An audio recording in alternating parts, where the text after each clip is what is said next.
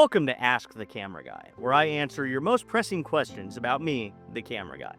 One question that I get a lot is, how did you get into wrestling? And to me, it's a funny story. See, it all started back in 1994. My mom was working a video rental store at the time, and a perk of that was she was always bringing home a bunch of random videos for us to watch. One of those videos wound up being Mr. Nanny.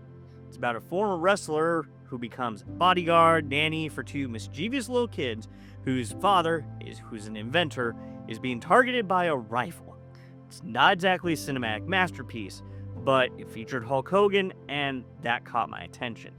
Not long after that, I remember seeing a news story on TV about Hogan going to work at WCW. Now, you have to understand that back then, Hulk Hogan was such a big household name that him changing the companies was a big enough of a thing that it actually wound up on the evening news.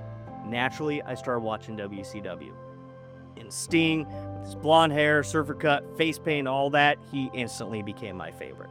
I wound up watching WCW every single week until they were bought out by WWF. Tried watching WWF for a little bit, but the way they treated Booker T at the time really turned me off their product. Wound up becoming a lapsed fan at that point. Kept my ear to the ground though. I tune in for big moments like Ric Flair's retirement match, and I'd catch the occasional New Japan Pro Wrestling match when I stumbled across it on the internet.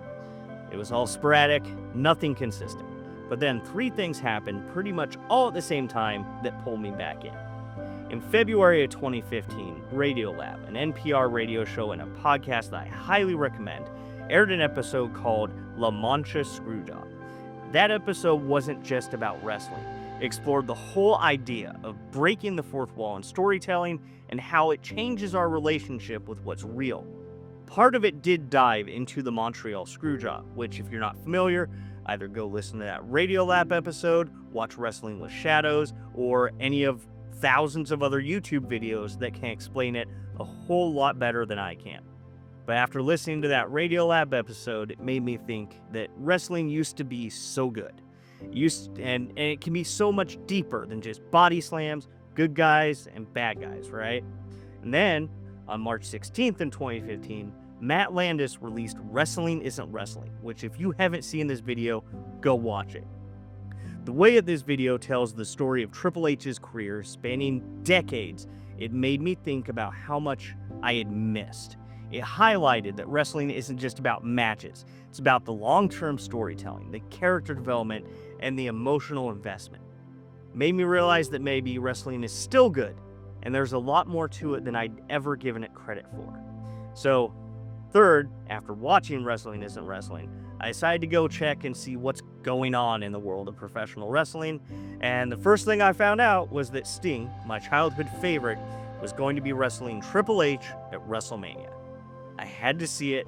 I subscribed to the WWE Network, watched WrestleMania 31 live. Now, Sting versus Triple H wasn't the dream match that I had in my head, but guys like Dean Ambrose, Daniel Bryan, Rusev, and Seth Rollins doing that cash-in the main event, that was all more than enough to hook me back in again. And that wound up being how I found my way back into wrestling. If you have any other questions you want me to answer, go ahead and comment them down below, and I'll see you next time.